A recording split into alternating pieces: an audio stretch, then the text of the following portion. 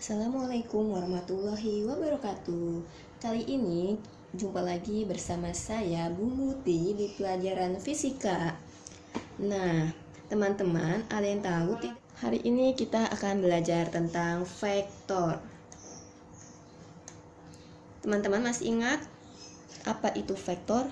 Vektor adalah besaran yang memiliki nilai dan arah.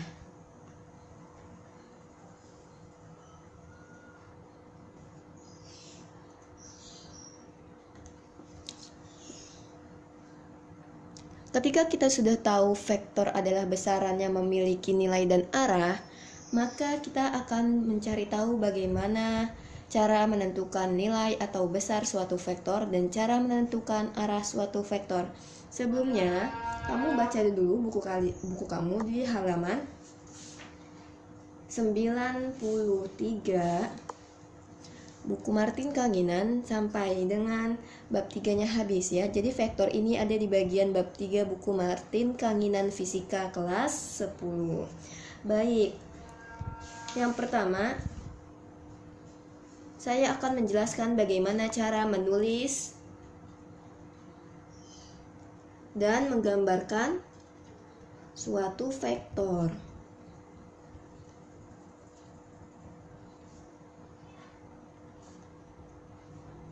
Yang pertama, untuk cara menulis vektor dapat ditulis dengan menggunakan huruf bold atau tebal.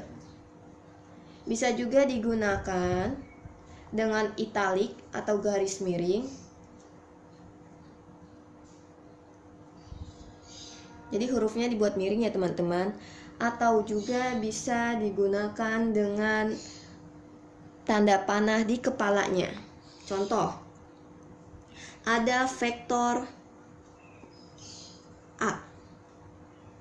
Nah, jadi cara menulisnya dikasih tanda panah di atasnya atau di kepalanya.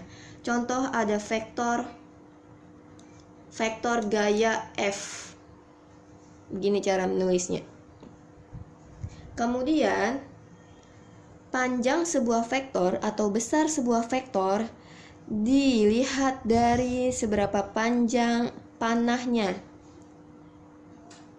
Jadi, jika ada gambar berupa panjang anak panah, misal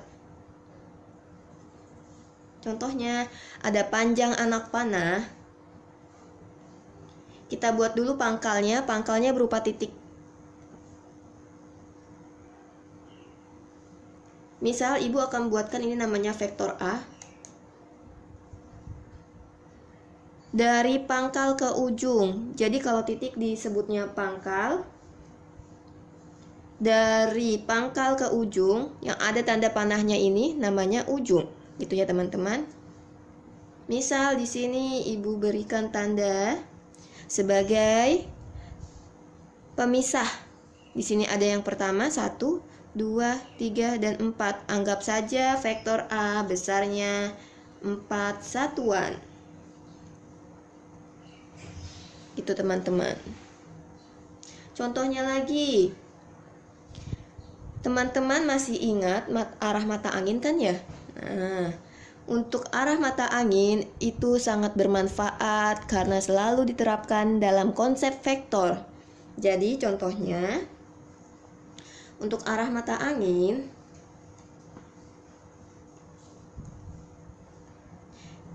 yang ke atas arah U, lawannya adalah selatan, U itu untuk utara. Yang ke kanan untuk arah timur, yang ke kiri untuk arah barat. Contohnya kamu bisa lihat di halaman 96. Ya. Misal di sini adalah arah timur. Di sini pusat ya. Ini adalah pusat nih contohnya. Pusat atau ibu berikan dengan tanda titik di sini pangkal P. Jika ada vektor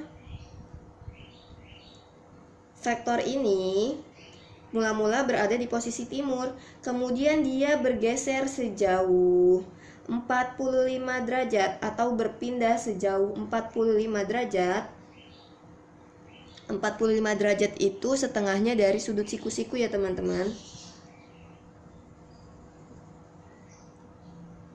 Nah, misalnya di ujung ibu beri tanda Q, di pangkalnya ibu beri tanda P. Vektor ini bergeser atau melakukan perpindahan sebesar 45 derajat.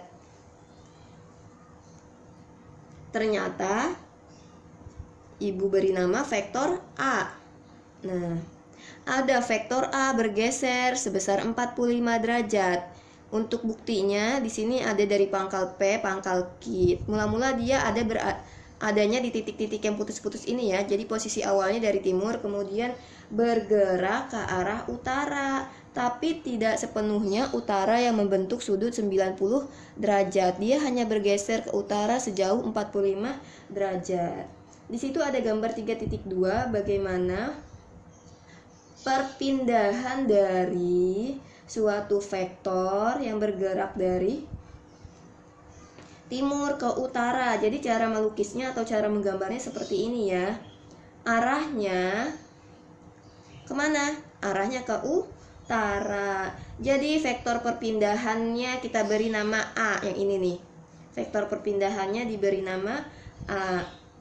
Kemudian jika dari arah timur bergerak berarti mau ke sono, ke utara. Misalkan ibu ambil ke utara sebesar 45 derajat perpindahannya. Besarnya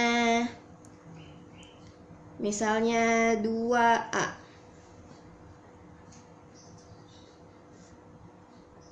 Nah, tetap pangkalnya kita kasih nama dulu P dan Q. Misalkan besarnya adalah 2 kali dari contoh yang sebelumnya di sini ya. Vektornya 2 kali dari vektor perpindahan A ke arah timur. Nah, ini contohnya 2A ke arah utara.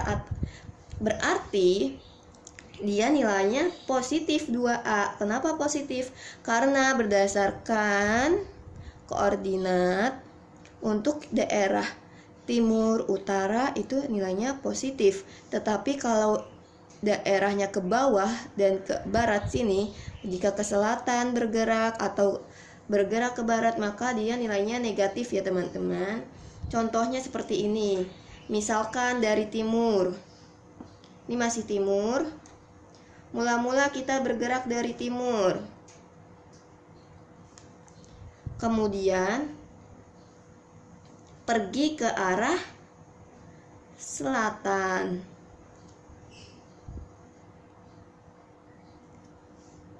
Atau agar terlihat bedanya, dia ibu geser lagi. Selatannya menuju ke barat daya. Maka bergeser ke sini. Nah, dia perginya ke barat daya.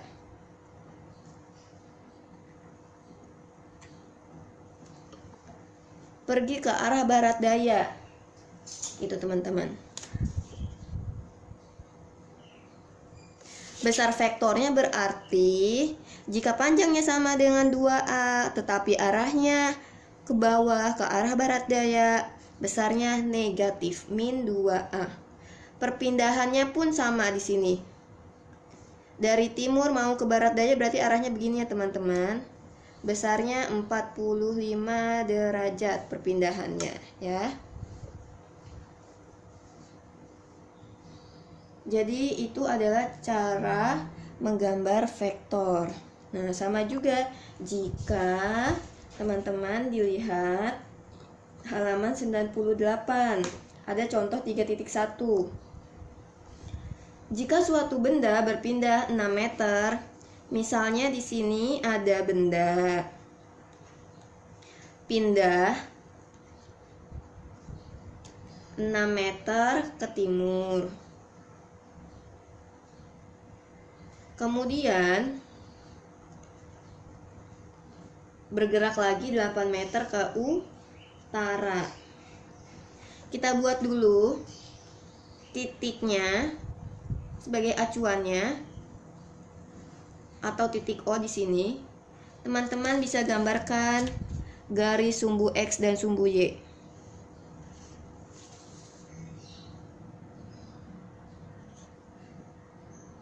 Nah, sumbu X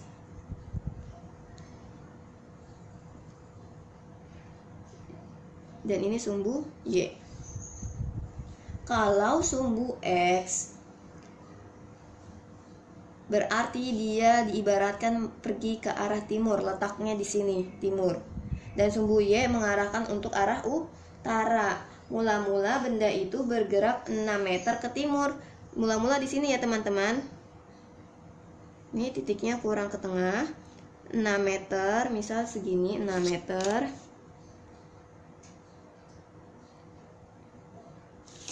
Nah, ini mula-mulanya 6 meter. Pergi. Kemudian dilanjutkan kepergiannya dari ujung pergi 8 meter. Gitu.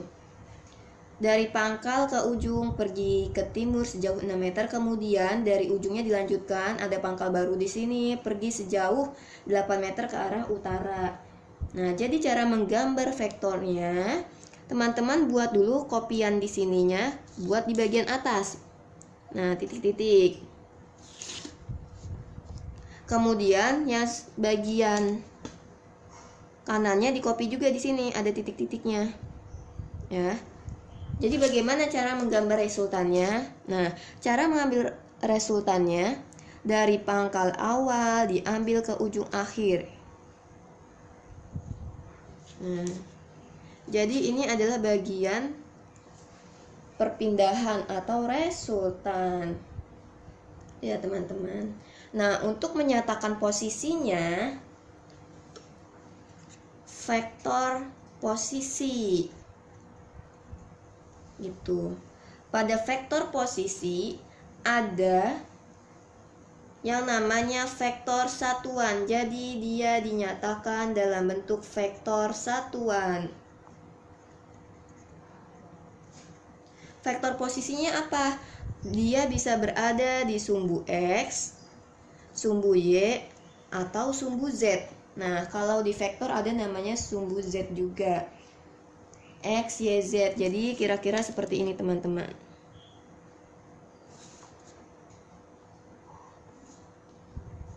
Nah, baik.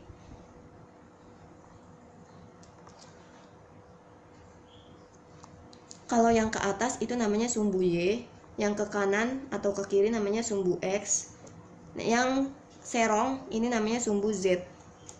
Gitu. Jadi dia sudah menerapkan 3 dimensi, sudah berbentuk ruang ya, bukan lagi bidang. Kalau 1 dimensi itu berupa titik 1 dimensi, tapi kalau 2 dimensi bentukannya bidang seperti kertas gitu, bidang saja, hanya bisa dilihat dari 2 sisi. Dan kalau 3 dimensi itu bentuknya sudah ruang seperti balok, kubus, dan lain-lain. Kemudian untuk vektor satuannya, jika sumbu X satuannya I, dan jika dia letaknya di sumbu Y satuannya J, jika dia letaknya di sumbu Z maka satuannya K. Contohnya 6 meter ini berada di sumbu X, berarti ditulisnya boleh 6I, vektornya 6I. Kemudian 8 meter ini berada di sumbu Y, maka kita tulis 8J yang ini. Nah, untuk meternya biarkan saja ini menandakan sejauh mana dia perginya ya.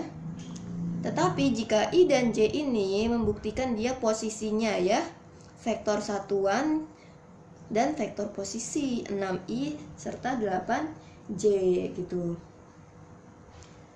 Jadi kalian sambil memahami contoh 3.1, bagaimana menyatakan vektor perpindahan dalam vektor satuannya. Jadi vektor perpindahannya dari sini ada resultan perpindahan. Vektor satuan-satuannya ini 6I dan 8J. Maka kita tulis saja ya. Yang pertama,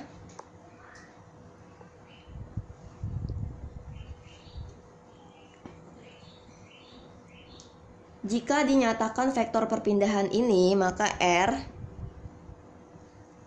dalam bentuk vektor satuan, yaitu 6I plus 8J meter. Gitu ya teman-teman. Kenapa plus? Karena arahnya ke atas, bukan arah ke bawah ya. Kalau arahnya ke bawah ke sini, dia namanya negatif. Tapi kalau arahnya pergi ke atas, nilainya positif di sini. Kemudian, yang B, tentukan besar dan arah vektor perpindahan. Nah, besar dan arah vektor perpindahannya kita pakai Pitagoras. Gitu teman-teman, masih ingat ya waktu di SMP sumbu X dikuadratkan dulu, kemudian dijumlah dengan sumbu Y, maka Rx kuadrat ditambah Ry kuadrat. Rx kuadratnya berapa? Di X 6 kuadrat ditambah 8 kuadrat sama dengan 6 kuadrat itu 36 ditambah 64 sama dengan 100 ya. Nah, akar dari 100 itu berapa sih? 10. Satuannya meter. Jadi besar perpindahannya adalah 10 meter. Nah, bagaimana dengan arahnya?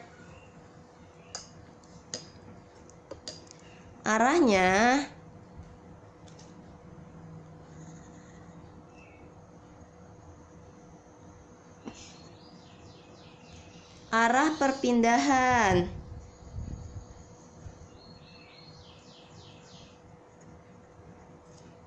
kita gunakan tan dari tetanya, didapat dari Ry dibagi Rx.